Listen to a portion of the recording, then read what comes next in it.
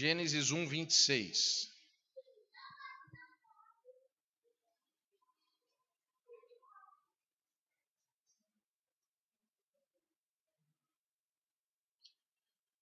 Nós vamos ler a palavra de Deus. Após esse momento vamos ter um solo pelo Luiz Carlos e depois entregaremos a mensagem. Gênesis 1, 26. Diz assim a palavra de Deus. Então disse Deus: façamos o homem à nossa imagem, conforme a nossa semelhança, domine ele sobre os peixes do mar, sobre as aves do céu, sobre os animais domésticos, sobre toda a que se arrastam sobre a terra. Amém. Vamos ouvir um momento especial.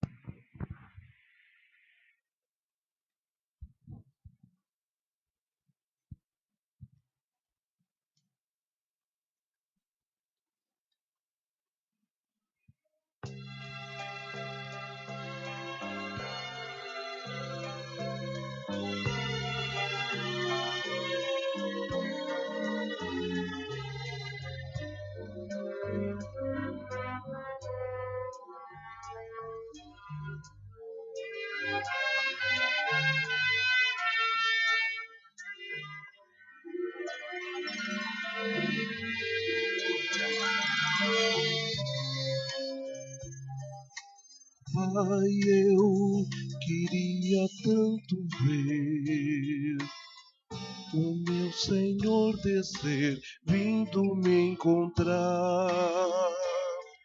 Eu posso até imaginar a refulgente glória do Senhor Jesus, transpondo as brancas nuvens no mais puro azul,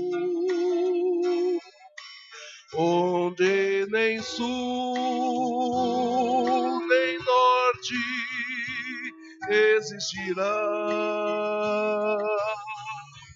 E em meio a lágrimas, sorrisos de alegria e de prazer,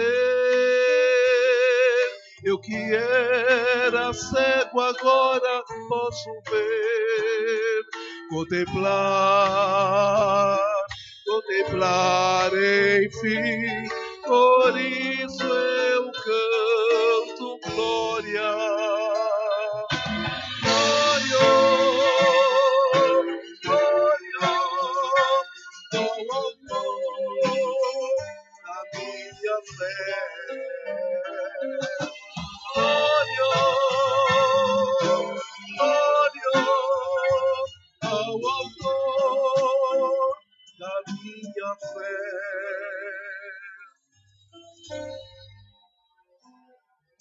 Oh Pai, eu queria tanto ouvir o som que vai abrir o encontro triunfal, rever amigos que um dia em Cristo foram feitos meus irmãos, e agora sim podemos dar as mãos, pois temos todos somente um só Senhor.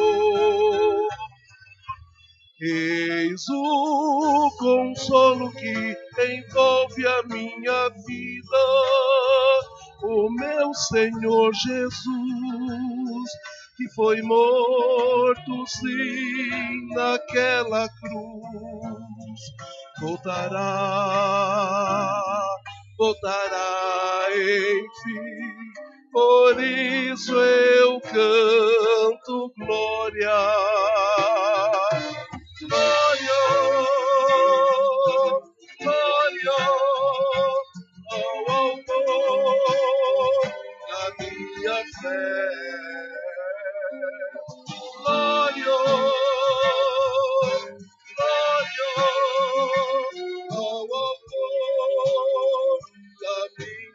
Glória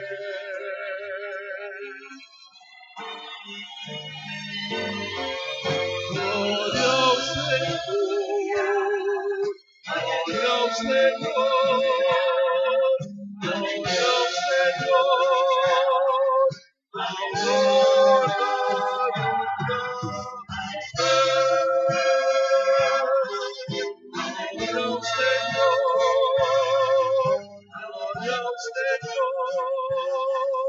ao autor da minha fé.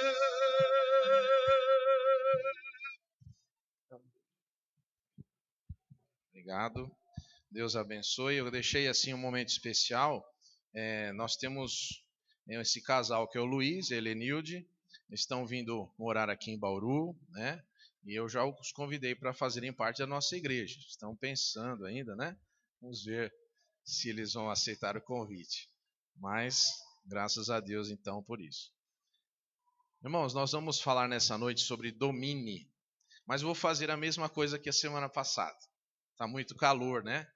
Então eu vou tentar falar para os irmãos a mensagem. E depois, se alguém quiser o esboço com todos os textos, toda a base bíblica, tudo que envolve o que eu vou dizer, você fique à vontade de pedir uma cópia. Alguns irmãos recebem durante a semana, né? Muito bem, acho que já tem umas 20 pessoas aí que estão recebendo a mensagem. Eu fico preocupado de mandar a mensagem, ninguém aparecer na igreja, ó.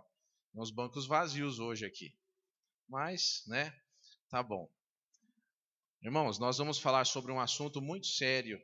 Eu tenho buscado falar sobre assuntos que sejam colocados como princípios da palavra, para que nós compreendamos por que as coisas são como são. As crianças fazem perguntas, as pessoas às vezes nos fazem alguns questionamentos, e nós ficamos sem resposta diante dessas perguntas de zombaria e alguma coisa assim.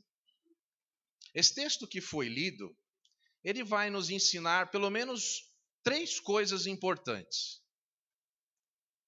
A primeira coisa que você pode observar no texto é que o ser humano, ele foi feito à imagem e semelhança de Deus. E isso é uma coisa muito estranha. Existe um espaço enorme para discussão aqui. Primeira pergunta: por que imagem e por que semelhança? Por que não só imagem ou só semelhança? Por que 2 quase sinônimos para uma coisa que é semelhante a Deus? Uma grande pergunta é essa. Agora a segunda: em que é que nós somos a imagem e semelhança de Deus? E essa é um problema muito sério para os teólogos. Que aonde é que nós somos parecidos com Deus? A gente não parece em nada com Deus. Nós somos pecadores, somos limitados, somos imperfeitos. Aonde é que nós parecemos com Deus? Alguns teólogos vão dizer que nós parecemos com Deus enquanto seres morais. Nós podemos tomar decisões, nós temos uma capacidade intelectual. Por exemplo, se você perguntar para qualquer animal para ele discutir sobre um assunto, ele não pode fazer isso. Um papagaio pode até falar alguma coisa que decorou, mas a compreensão daquilo já é um outro assunto. Alguns cientistas têm conseguido fazer macacos pedirem banana, pedirem doce. Então, por sinais conseguem comunicar-se. Mas falar sobre filosofia, isso é impossível. Mas será que é nisso que nós somos parecidos com Deus? Também nesse próprio versículo ainda temos a palavra domine. Domine. O que quer dizer isso? Primeira observação que eu faço. Nesse texto e no texto de Gênesis da criação, você não vai encontrar a ordem de Deus para que o ser humano domine sobre outro ser humano, até antes do pecado. Nenhum ser humano foi feito para dominar sobre outro. Mas, quando Adão e Eva pecaram, aconteceu uma coisa. Deus, enquanto proferia as maldições ali para cada um, ele, enquanto está falando com Eva, vai dizer assim: o teu desejo será para o teu marido, e ele te dominará. Houve uma quebra em todo esse equilíbrio, porque Eva foi criada como um ser humano, como um ser idôneo, à altura, de igual para igual. Alguém que não tinha nenhum critério de submissão, mas estava de modo igual para Adão. Muitas pessoas feministas e algumas pessoas, por exemplo, que querem ser machistas, uns se aproveitam e outros rejeitam esse texto. Mas como eu já disse, não fui eu que escrevi a Bíblia, não é comigo que você tem que reclamar. O Criador entendeu assim. E desde então, houve um desequilíbrio de todas as coisas.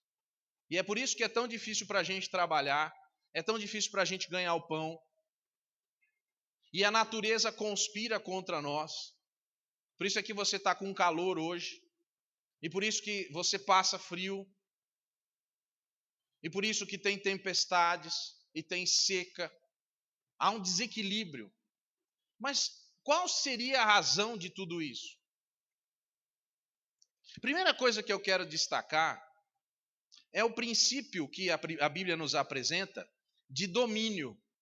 Alguns maridos pensam assim: eu posso dominar sobre a minha mulher. Não entendeu. Você não entendeu. Eu posso dominar sobre as coisas. Você não entendeu. Isso não é motivo de alegria nenhuma. Isso é uma tremenda responsabilidade. Isso quer dizer que Deus vai tirar ou vai trazer à sua vista e vai tomar conta e vai trazer pedindo relatórios de você, que é o dominador, que é o responsável. No direito, nós temos um instrumento que chama procuração. O que é isso?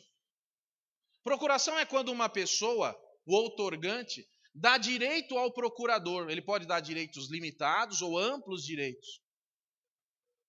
Então ele vai em cartório, ele assina um documento dizendo: olha, essa pessoa pode fazer isso, por esse tempo ou para sempre, enfim, e pode fazer tudo isso em meu nome.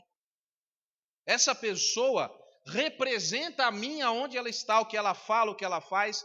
Se ela pode, por exemplo, se a pessoa autorizar, tirar, colocar dinheiro na conta, tirar, fazer aplicações, vender terrenos, comprar propriedades, não em seu próprio nome, mas em nome do outorgante. Eu gostaria que você visse na sua Bíblia um texto que está em Salmo 115, 16. Está escrito assim: os céus são os céus do Senhor, mas a terra deu aos filhos dos homens. Sabe o que quer dizer isso?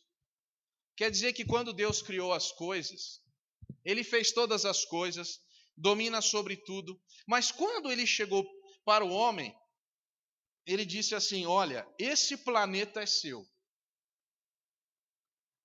Eu tenho poder sobre esse lugar. Eu sou o dono, o proprietário, e tenho amplos e irrestritos poderes.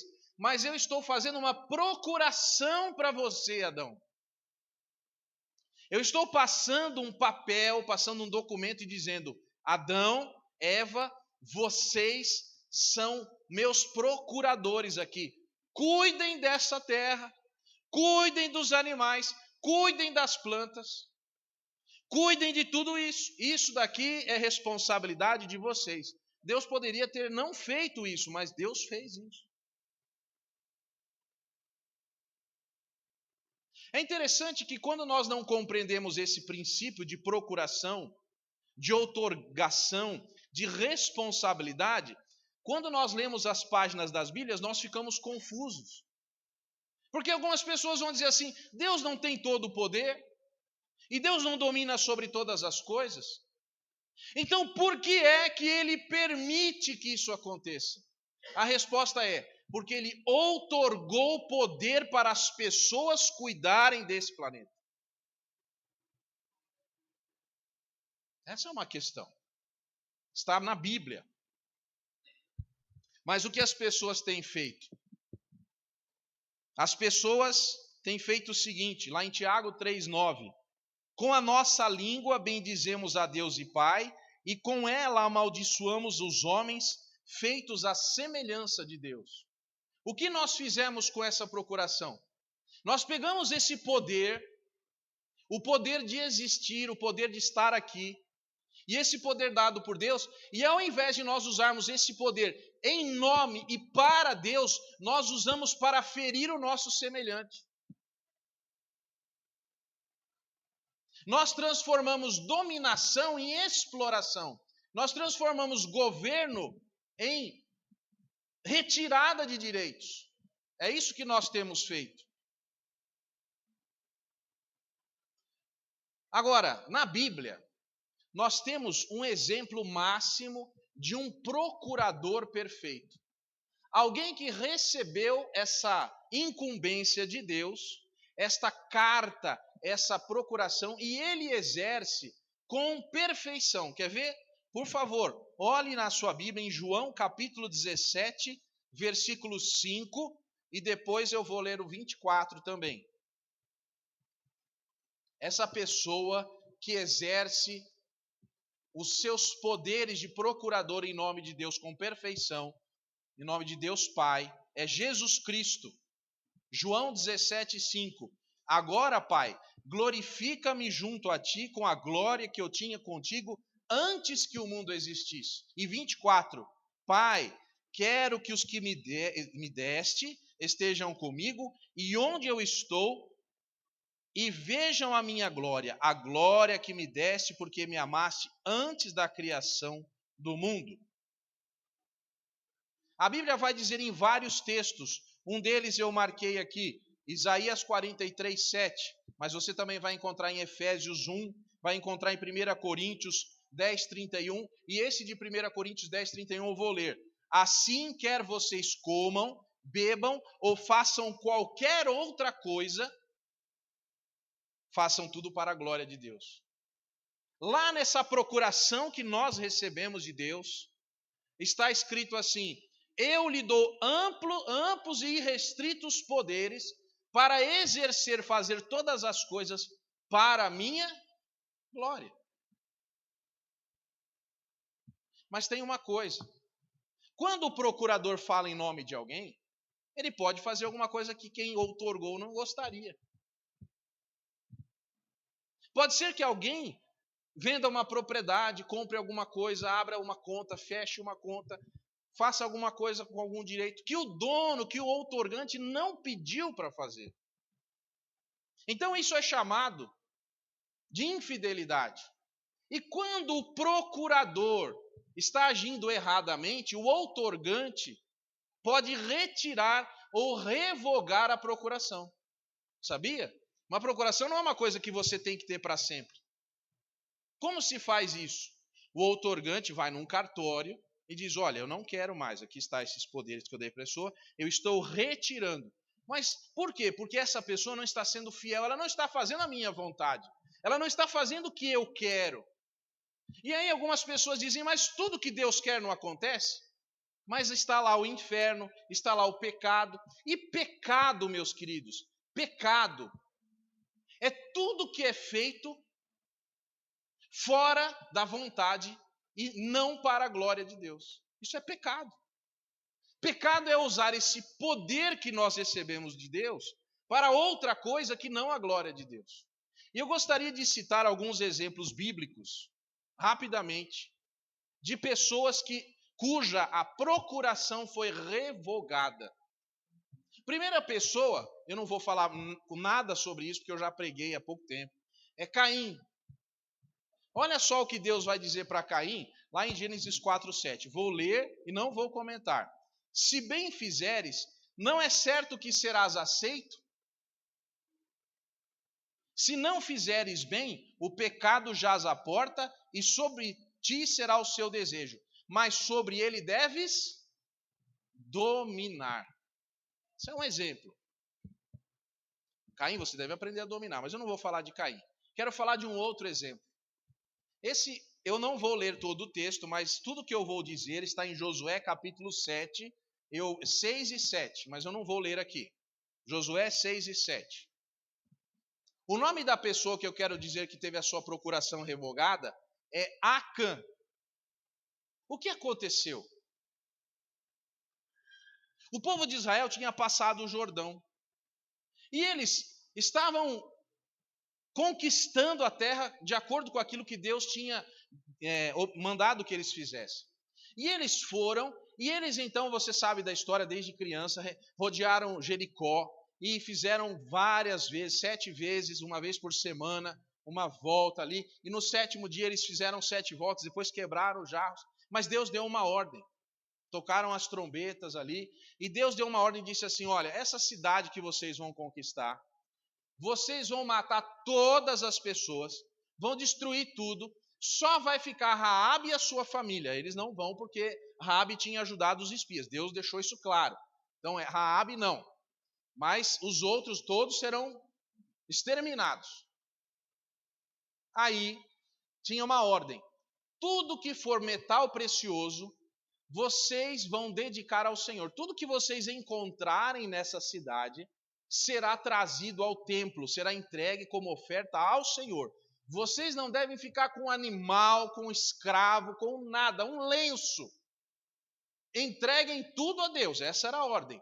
E na tradução vai dizer: se alguém desobedecer, que seja anátema, ou que essa pessoa seja maldito. E aí eles fizeram isso.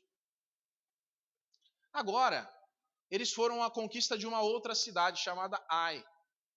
E o povo se reuniu para verificar, e eles combinaram o seguinte: olha, nós podemos mandar, não precisa mandar muita gente não, mande umas 3.000 pessoas que nós vamos dar conta do recado ali, a cidadezinha Michuruca lá, não tem nada. Pode levar lá e tal. Aí foram essas pessoas, e a Bíblia vai dizer que 36 morreram. E o que aconteceu não foi só essa morte, foi uma queda muito profunda na moral do povo de Israel. Eles ficaram entristecidos, eles se sentiram derrotados, eles se sentiram assim como se assim, falta algo em nós, a força do Senhor nos falta. Ficaram muito apavorados, e Josué, ele vai até a presença de Deus e fala assim: Senhor, por que aconteceu isso? Por que o Senhor nos trouxe aqui e nos fez passar do Jordão? Talvez fosse melhor ter ficado do lado de lá, porque nós perdemos uma batalha michuruca aqui, e agora os outros povos vão saber que nós não temos poder nenhum. E Deus dá uma bronca em Josué. Deus vai dizer assim: Josué, por que você está com o rosto no chão? Por que você está orando a mim? Ora, não é o que eu tenho que fazer? Josué talvez tenha pensado. Josué, o que eu proibi que acontecesse lá em Jericó, aconteceu. E Deus então deu instruções a Josué para verificar quem era a pessoa que tinha feito algo maldito. E a Bíblia conta com detalhes, é muito interessante.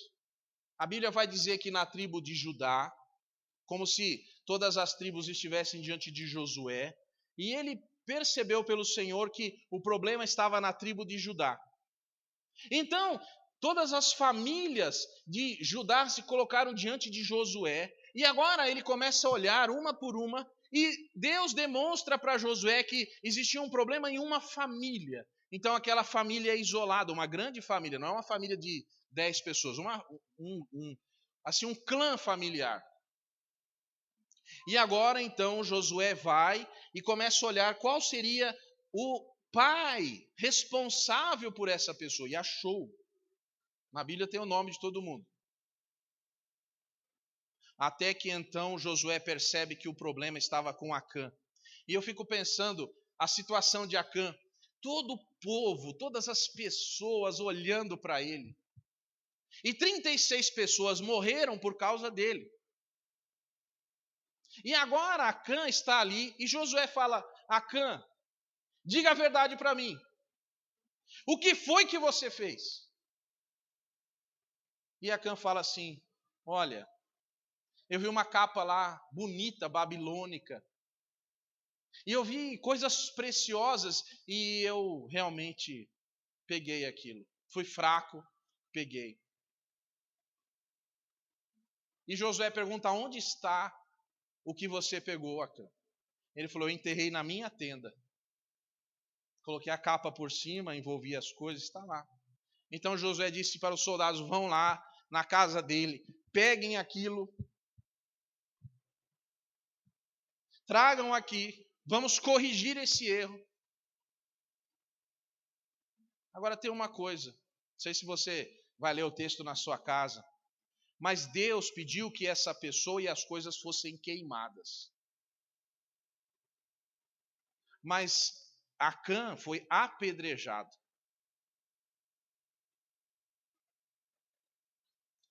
É interessante que nós temos uma dificuldade muito grande em obedecer instruções. Por que estou falando de Acã? Porque Acã morreu. Porque ele recebeu uma procuração. Vá lá em meu nome, conquiste a cidade. Acã, você vai conquistar muitas cidades. Você precisa aprender, Acã, a não pegar a primeira coisa que você vê. Primeiro ao Senhor, primeiro de Deus, primeiro para Ele, primeiro pense em Deus, primeiro contenha-se, para que você aprenda a me obedecer. E então Acã, como o povo de Israel depois venceu todas as cidades. Todos eles foram vencendo e os despojos de guerra foram sendo adquiridos. Mas Acã não soube esperar. Acã é aquela pessoa que recebe procuração e sai poderosamente fazendo o que ninguém pediu. Isso é uma falha de caráter. Você quer conhecer uma pessoa? Dê poder para ela. É interessante isso. Mas tem um outro caso, abra a sua Bíblia em Juízes 16, 20. Esse caso também você conhece. Tinha um moço nazireu muito forte, chamado Sansão. E ele era juiz de Israel, e ele vinha fazendo proezas com a procuração que Deus lhe deu através da sua força. Mas ele se envolveu com Dalila. E eu fico em dúvida qual foi o problema de Sansão. Eu não sei se foi o problema dele ter se envolvido com Dalila sem ter casado com ela, ou se porque ele passou a mentir sem achar que estava alguma coisa errada, ou se tudo junto. Mas chegou um dia que tem nesse texto, que é uma coisa muito triste, que a procuração de Sansão foi retirada. Os filisteus vêm sobre ti, Sansão, disse Dalila, e despertou do seu sono e disse: sairei ainda dessa vez como dantes e me sacudirei, porque ele não sabia que o Senhor se tinha retirado dele. Deus já tinha revogado a procuração. Algumas pessoas vão cometendo pecados, coisas erradas, e vão achando que tudo bem, as coisas continuam iguais. Mas o outorgante está vendo o que você está fazendo, e vai chegar o dia onde ele vai tirar a procuração de você. Essa procuração retirada custou caro, custou a vista e derivadamente a vida de Sansão. Custou a alegria de Sansão, custou a força de Sansão. A vida dele não teve mais um rumo de liberdade como tinha antes. Mas em Daniel capítulo 4, versículos 25 a 27, você vai encontrar um grande imperador que teve um sonho. E eu separei esse texto, e esse eu gostaria de ler. Daniel 4, de 25 a 27, vai dizer assim: serás tirado dentre os homens, a tua morada será com os animais no campo, e te farão comer erva como os bois, e serás molhado do orvalho do céu, e passar-se-ão 7 tempos por cima de ti, até que conheças que o Altíssimo tem domínio sobre o reino dos homens, e o dá a quem quer. E quanto ao que lhe foi falado, que deixassem o tronco com as raízes da árvore, e o teu reino voltará para ti, depois que tiveres conhecido que o céu reina. Portanto, ó rei, aceita o meu conselho, põe fim aos teus pecados, praticando a justiça e as tuas iniquidades, usando de misericórdia com os pobres, pois talvez se prolongue a tua tranquilidade. Interessante esse texto. Um imperador E Deus se apresenta a ele diante dele com um sonho. Ele fica perturbado, chama Daniel, e essas são palavras de Daniel a ele. E Daniel está dizendo uma coisa muito interessante no final. Sabe qual o seu maior pecado, Nabucodonosor? De todas as pessoas que você tenha matado, de tudo que você tenha feito, da sua soberba, de tudo que você faz, você cometeu um pecado maior, Nabucodonosor. Você não se lembrou dos pobres. A sua procuração vai ser retirada por 7 anos, você vai viver como um animal. Depois, se você quiser ler o texto, você vai ver que isso aconteceu mesmo. Mas tem mais um, porque eu só estou falando do Velho Testamento, né? Vamos para um do Novo Testamento, Atos 5, de 1 a 11. Afinal de contas, algumas pessoas ficam tristes que a gente não fala do Novo Testamento, então vamos falar aqui. Um certo homem chamado Ananias, com Safira, sua mulher, vendeu uma propriedade e reteve parte do preço, sabendo também a sua mulher, e levando uma parte, a depositou aos pés dos apóstolos. Disse então Pedro: Ananias, por que encheu Satanás o teu coração para que mentisses ao Espírito Santo e retivesses parte do preço da herdade? Guardando-a não ficaria para ti, e vendida não estaria em teu poder? Por que formaste esse desígnio em teu coração? Não mentiste aos homens, mas a Deus? E Ananias, ouvindo essas palavras, caiu e expirou. E um grande temor veio sobre todos os que isto ouviram.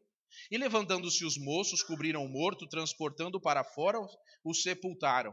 E passado um espaço de quase 3 horas, entrou também sua mulher, não sabendo o que havia acontecido, e disse-lhe Pedro: Dize-me, vendestes portanto aquela herdade? E ela disse: Sim, portanto.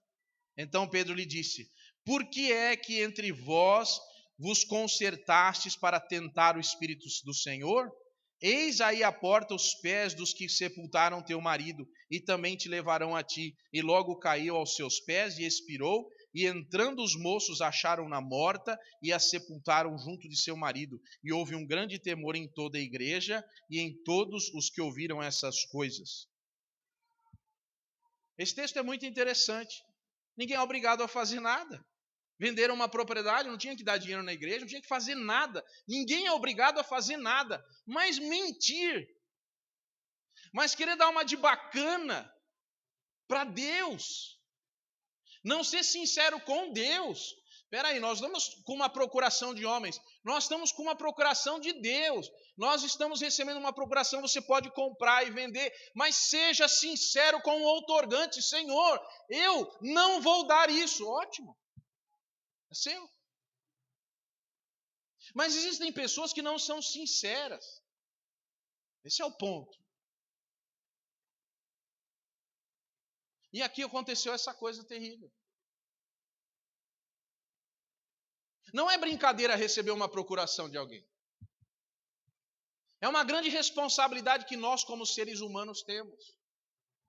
A Bíblia vai me dizer: todas as coisas me são lícitas, mas nem todas me convêm. Quer dizer, eu posso fazer, eu posso, no sentido de ter a capacidade, mas eu não devo fazer tudo o que eu posso. Eu devo agir para a glória de Deus.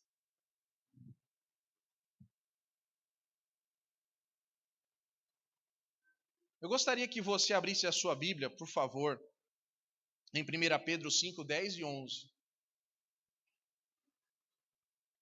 Diz assim: o Deus de toda a graça, que em Cristo Jesus nos chamou à sua eterna glória, depois de havermos padecido um pouco, Ele mesmo vos aperfeiçoe, confirme, fortifique, estabeleça. A Ele seja dada toda a glória para sempre. Amém. A glória de Deus. Eu recebo uma procuração de Deus, mas eu não tenho direito de ofender ninguém. Sabe quem é uma pessoa ou um ser que é o exemplo perfeito de alguém que não representa Deus? É Satanás. Satanás não tem nada de Deus. A procuração de Satanás como um querubim ungido foi tirada quando ele desejou ser igual a Deus. Porque em seu coração ele não reconheceu que Deus era o outorgante da sua beleza, inclusive. Miqueias 7,16 vai dizer assim: nações o verão, dizendo a respeito de Deus e de Jesus, nações o verão e envergonhar-se-ão por causa do seu poder, porão a mão sobre a boca e os seus ouvidos ficarão surdos. Nós vamos dar conta do que estamos fazendo. Eu gostaria de ler um texto que explica isso, sem qualquer dúvida, sobre procuração. 1 João 3:1. Diz assim, 1 e seguintes: vede que com grande amor nos tem concedido o Pai, que fôssemos chamados filhos de Deus, e nós o somos. Por isso o mundo não nos conhece, porque não conheceu a Ele. Amados, agora somos filhos de Deus, e ainda não é manifesto o que havemos de ser. Mas sabemos que quando Ele se manifestar, seremos semelhantes a Ele, porque assim como é, o veremos. E todo que nele tem essa esperança, purifica-se a si mesmo, assim como Ele é puro. Assim como Ele é, o veremos. E todo aquele que nele tem essa esperança, purifica-se a si mesmo, assim como Ele é puro. E todo aquele que vive habitualmente no pecado, também vive na rebeldia, pois o pecado é rebeldia. E bem sabeis que Ele se manifestou para tirar os pecados, e nele não há pecado. Todo que permanece nele não vive pecando. Todo que vive pecando não viu nem o conhece. Filhinhos, ninguém vos engane. Quem pratica a justiça é justo, assim como Ele é justo. Quem comete pecado é do diabo, porque o diabo peca desde o princípio. Para isso o Filho de Deus se manifestou, para destruir as obras do diabo. Aquele que é nascido de Deus não peca habitualmente, porque a semente de Deus permanece nele e não pode continuar no pecado, porque é nascido de Deus. Nisto são manifestos os filhos de Deus e os filhos do diabo. Quem não pratica a justiça não é de Deus, nem o que não ama seu irmão. Porque esta é a mensagem que ouvistes desde o princípio, que nos amemos uns aos outros, não sendo como Caim, que era do maligno e matou seu irmão. E por que o matou? Porque as suas obras eram más e as de seu irmão justas. Meus irmãos, não vos admireis se o mundo vos odeia. Nós sabemos que já passamos da morte para a vida, porque amamos os irmãos. Quem não ama permanece na morte. Todo que odeia seu irmão é homicida. E vós sabeis que nenhum homicida tem a vida eterna permanecendo nele. Nisto conheceremos o amor, que Cristo deu a sua vida por nós, e nós devemos dar a vida pelos irmãos. Quem, pois, tiver bens no mundo e vendo seu irmão necessitado, lhe fechar o coração, como permanece nele o amor de Deus? Filhinhos, não amemos de palavra nem de língua, mas em obras e em verdade. Nisso conheceremos que somos da verdade, e diante dele tranquilizaremos o nosso coração. Porque se o coração nos condena, maior é Deus do que o nosso coração, e conhece todas as coisas. Amados, se o coração não nos condena, temos confiança para com Deus, e qualquer coisa que lhe pedirmos, dele a receberemos, porque guardamos os seus mandamentos e fazemos o que é agradável à sua vista. Ora, o seu mandamento é esse, que creiamos no nome do seu Filho Jesus Cristo, e que amemos uns aos outros como ele nos ordenou. Quem guarda os seus mandamentos, em Deus permanece, Deus nele. Nisto conheceremos que permanece em nós, pelo Espírito que nos tem dado. É isso. Procuração. Agora eu vou fazer algumas perguntas. Vamos a elas? O que você tem sob sua responsabilidade? Vamos começar da gente mesmo? Nosso corpo não é nossa responsabilidade? Mas vamos, assim, só de perguntar isso já fica difícil de responder, né? Mas vamos alargar um pouco mais essa pergunta aí. Como estão as nossas gavetas em casa? Como está o nosso guarda-roupa? Como está o nosso quarto? Como está a nossa casa? Como está organizado o nosso tempo? Como estão organizados os nossos recursos? Como está organizada a nossa vida de tal forma que preguemos do Evangelho? Como está organizada a nossa igreja? Como está organizado tudo aquilo que diz respeito ao nosso trabalho?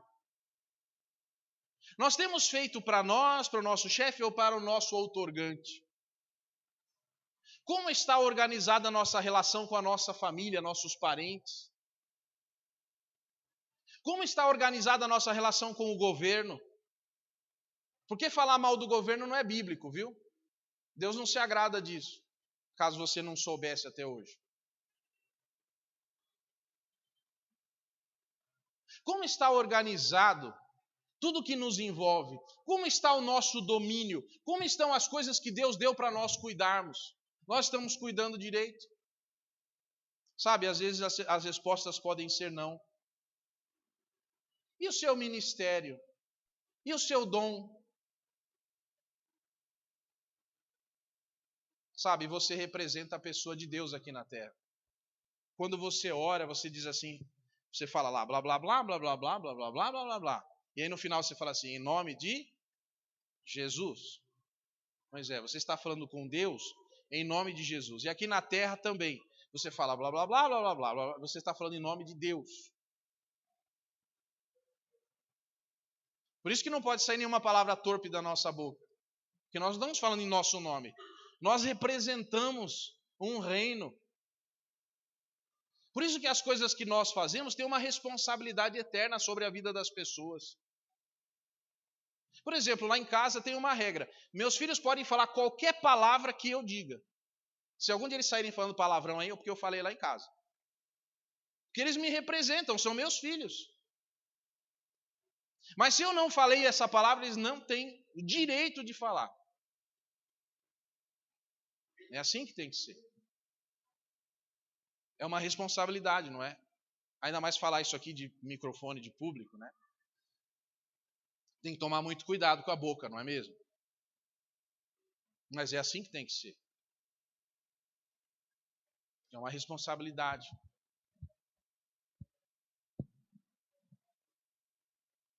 Eu queria que os irmãos aí da projeção colocassem um quadro aí, por favor. Você vai ver um quadro, você não vai entender nada, mas eu vou explicar. Esse quadro que você vai ver aí chama Guernica e foi pintado por Pablo Picasso em 1937. Os nazistas, eles foram até a Espanha e num vilarejo ali que não tinha nada, eles jogaram bombas e destruíram. Depois você procura as fotos da cidade na internet para você ver. Não ficou um telhado de uma casa. Morreu todo mundo. E Pablo Picasso, ele ficou com tanta raiva disso que ele fez esse quadro aí. Tá dando para ver aí?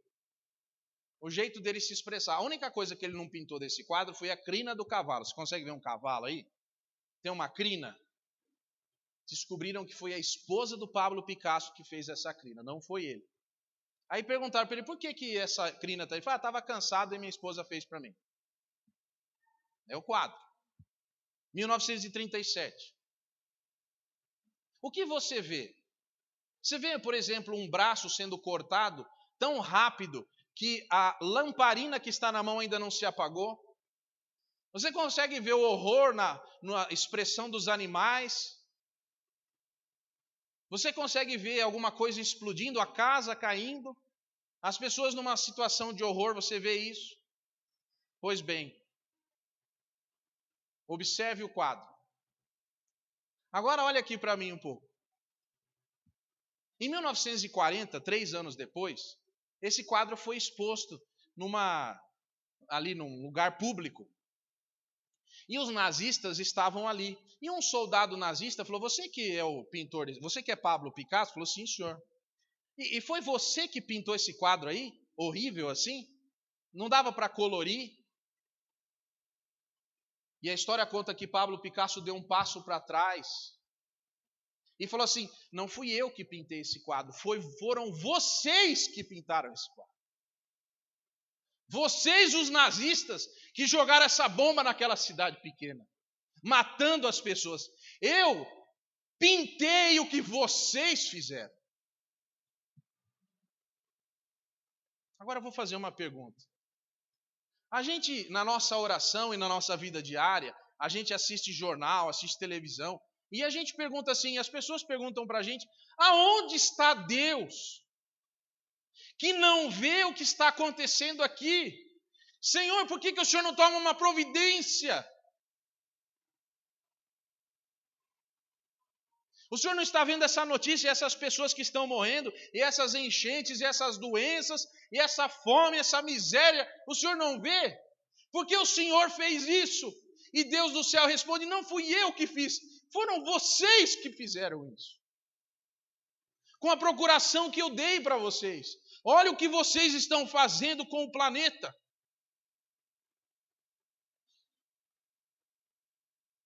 O que nós estamos fazendo em nome de Deus.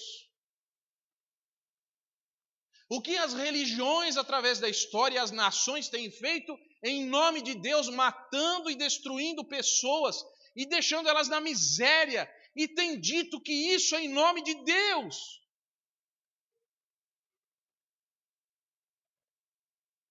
Deus nos deu domínio. E algumas pessoas criticam o governo, criticam a escola, criticam o vizinho, mas olhe para a sua casa, veja o que Deus colocou na sua mão, o que você está fazendo com o que Deus lhe deu, com a terra que Deus lhe deu, com a vida que Deus lhe deu, com o tempo que Deus lhe deu. Essa é a pergunta. Qual é o resultado da procuração de Deus na sua vida? Essa é a pergunta. Porque as pessoas olham e culpam Deus, mas Deus mandou o seu Filho para pagar os nossos pecados, para apagar os nossos pecados. E tem gente que, mesmo convertido, continua vivendo como se não existisse um sacrifício por sua vida. É muito sério isso. Quando você ora, quando você clama, primeiro olhe para você. Primeiro se arrependa, peça perdão dos seus pecados e conserte a sua vida. Conserte a sua vida. Não olhe para o outro, não olhe para fora. Olhe para dentro.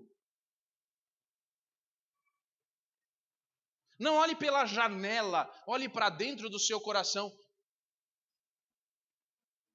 Senhor, sonda-me. Vê se há em mim algum caminho mau. Senhor, começa aqui. Começa em mim. Começa por mim. Ah, se nós tivéssemos uma meia dúzia de pessoas que dissessem assim: eu exerço plenamente a procuração que Deus me deu. Mas é tão difícil isso. Nós vamos encontrar poucas pessoas na história que exerceram com fidelidade a sua procuração. É uma coisa para se pensar. Mas eu queria que você abrisse a sua Bíblia em Jeremias 32, versículo 35. E eu vou mostrar para você que é possível uma pessoa fazer uma coisa que não é da vontade de Deus. Vou mostrar para você na Bíblia. Jeremias 32, 35. Veja, preste atenção no texto. Edificaram os altos de Baal, que estão no vale do filho de Inom, para fazerem passar seus filhos e suas filhas pelo fogo a Moloque, o que nunca lhes ordenei, nem veio ao meu coração que fizessem tal abominação para pecar a Judá. Agora uma coisa interessante, né? Os teólogos precisam explicar isso aí. Deus não é todo poderoso, não é certo? E é todo onisciente, não é? Deus não sabe tudo? Então, aqui Deus está dizendo assim, ó, os homens conseguiram fazer uma coisa que nunca veio ao meu coração. Vocês conseguiram fazer uma coisa tão horrível com as suas crianças que nunca me passou pela cabeça que vocês iam colocar os seus bebezinhos nos braços de pedra de um Deus que tem um ventre pegando fogo, e iam puxar uma alavanca e essa criança ia cair queimando lá dentro, oferecendo a uma estátua. Eu nunca pensei que um pai ou uma mãe conseguisse fazer uma coisa dessa. Deus lá do céu dizia assim: eu nunca pensei que vocês iam comprar uma televisão, iam passar um monte de lixo para os seus filhos e apertar um botão para ele ver isso. Eu nunca pensei em uma coisa dessa. Eu nunca pensei que vocês iam colocar uma criança diante de uma situação que ela nem imaginou, para saber coisas que ela não tem idade para saber. Eu jamais pensei nisso, nunca me veio ao coração. Mas você quer ver? Volta agora, você está em Jeremias 19, por favor. Vai para o versículo 5 de Jeremias 19. Você vai ver uma coisa que vai arrepiar você.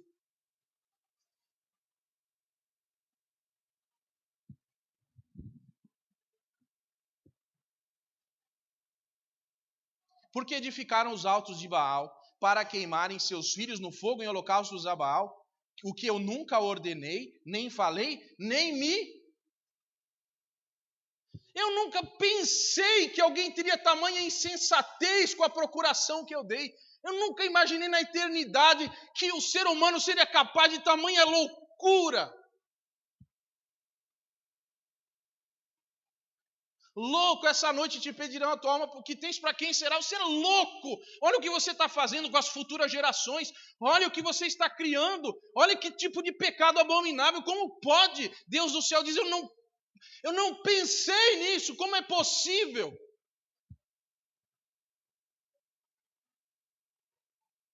A gente precisa pensar nisso. O que nós estamos fazendo com a internet? O que nós estamos fazendo com os nossos jogos para as crianças? Porque, por exemplo, não pode vender bebida para um jovem, não é? Mas pode dar uma arma virtual para ele matar pessoas.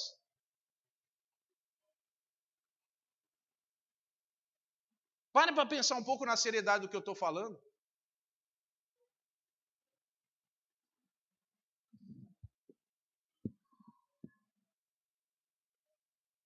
Lá em Efésios 1:22 vai dizer assim, que Cristo sujeitou todas as coisas aos seus pés e sobre todas as coisas o constituiu como cabeça da igreja.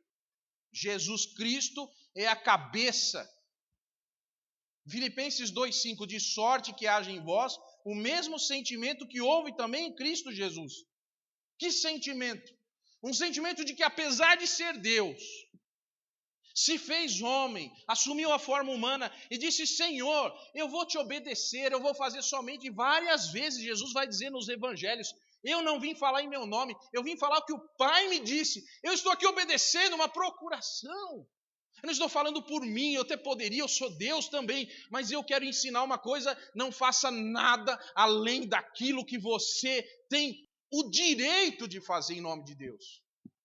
Porque o problema é que nós temos pastores e pessoas que se dizem crentes e não são, e envergonham o nome de Deus.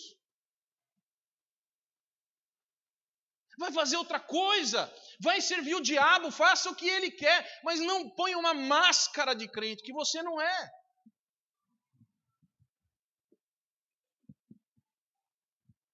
Mas tem uma coisa, essa revogação ela pode ser novamente colocada em sua mão, uma nova procuração. Se você for para a cruz, se você for para Jesus e disser, Jesus, eu aceito que o Senhor é o Senhor da minha vida.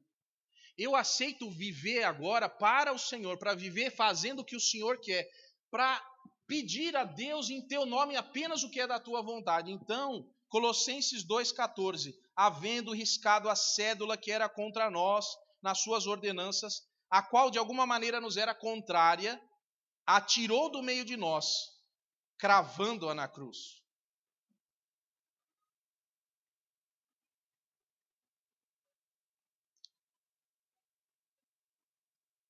Filipenses 2, de 10 a 18. O que você deve fazer com a sua procuração? Aqui estão os poderes que você tem. Filipenses 2, de 10 a 18. Para que ao nome de Jesus Cristo se dobre todo o joelho dos que estão nos céus e na terra e debaixo da terra, e toda língua confesse que Jesus Cristo é o Senhor, para a glória de Deus Pai. De sorte que, meus amados, assim como sempre obedecestes, não só na minha presença, mas muito mais agora na minha ausência, assim também operai para a vossa salvação com temor e tremor, porque Deus é o que opera em vós tanto querer como efetuar, segundo a sua boa vontade. Fazei todas as coisas sem murmurações, nem contendas, para que sejais irrepreensíveis e sinceros filhos de Deus, inculpáveis, no meio de uma geração corrompida e perversa, entre a qual resplandeceis como astros no mundo, retendo a palavra da vida, para que no dia de Cristo possa gloriar-me de não ter corrido nem trabalhado em vão, e ainda que seja oferecido por libação sobre o sacrifício, o serviço da vossa fé. Folgo e me regozijo com todos vós, e vós também regozijai-vos e alegrai-vos comigo por isso mesmo. Mas eu coloquei um último versículo aqui. Pode colocar o planeta Terra aí, meu irmão? Vou terminar com Lucas 18:8. Está vendo o nosso planeta aí? Mas em Lucas 18:8 está escrito uma coisa que é meio difícil aqui. Segunda parte do versículo. Quando, porém, vier o Filho do Homem, porventura achará fé na terra? Você não quer fazer parte da exceção. Você não quer fazer parte do que tem fé. Você não quer fazer parte daquele que tem direito a estar com uma procuração em nome de Deus aqui na terra. Essa é a pergunta. Deus nos fez a imagem e semelhança dele no quê? Na sua misericórdia, no seu amor, na sua justiça, na sua verdade.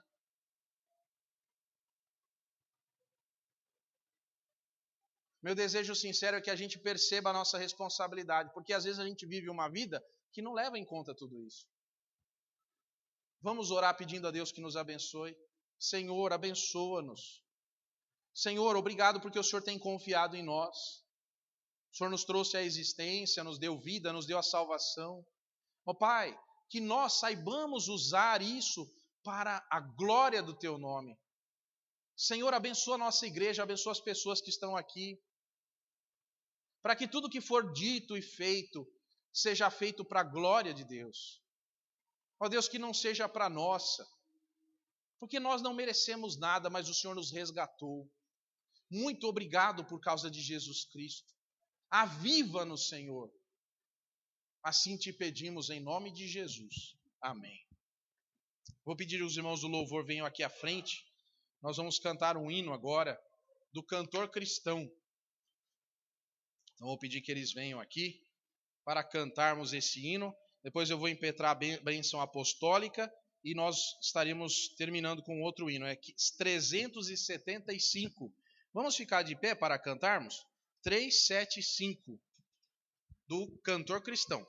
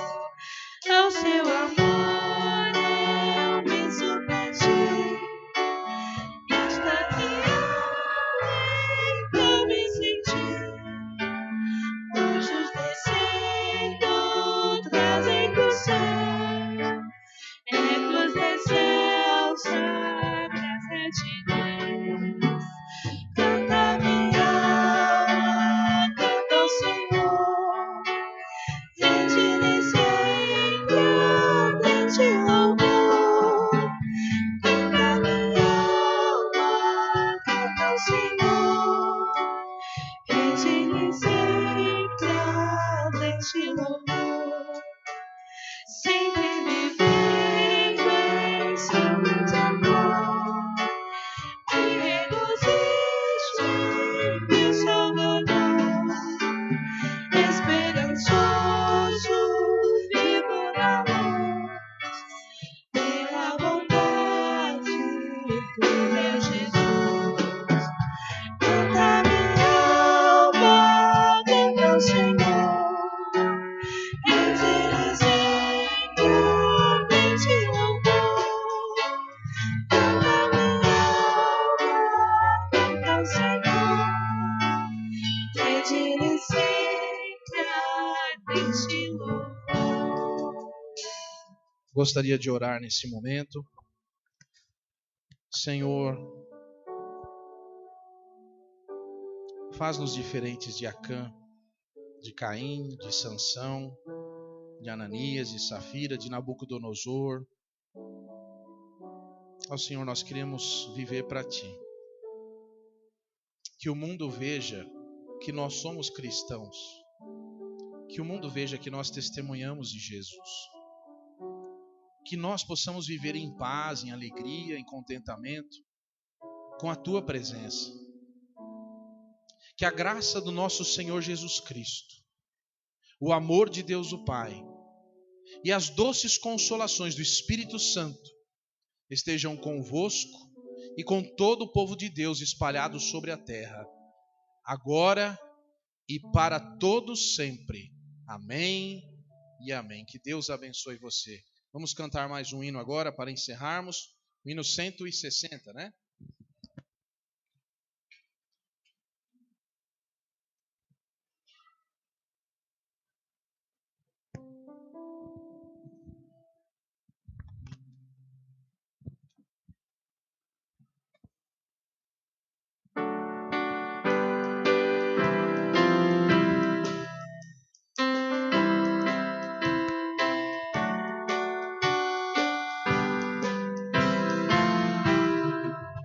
Deus promete grandes coisas conceder a qualquer que peça, crendo que há de obter a resposta sem a fé enfraquecer.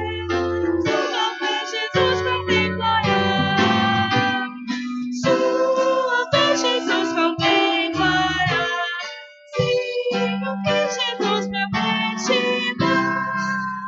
Ele vê o coração e responde a petição. Sua fé Jesus contemplará. Deus tem prometido a quem não duvida, dá-lhe tudo quanto a Ele suplica. Ele o prometeu e não irá negar. Sua fé Jesus contemplará. Sua fé Jesus contemplará. Sim, o que Jesus promete dá. Ele vê o coração e responde a petição. Sua fé Jesus contemplará. Deus já grandes maravilhas operou por alguém que firme nele confiou e que da promessa em nada duvidou. Jesus Cristo fé contemplará. Sua fé Jesus contemplará. Sim, o que Jesus promete dá. Ele vê o coração e responde a petição. Sua fé Jesus contemplará. Sim, creiamos no que Deus já prometeu, pois jamais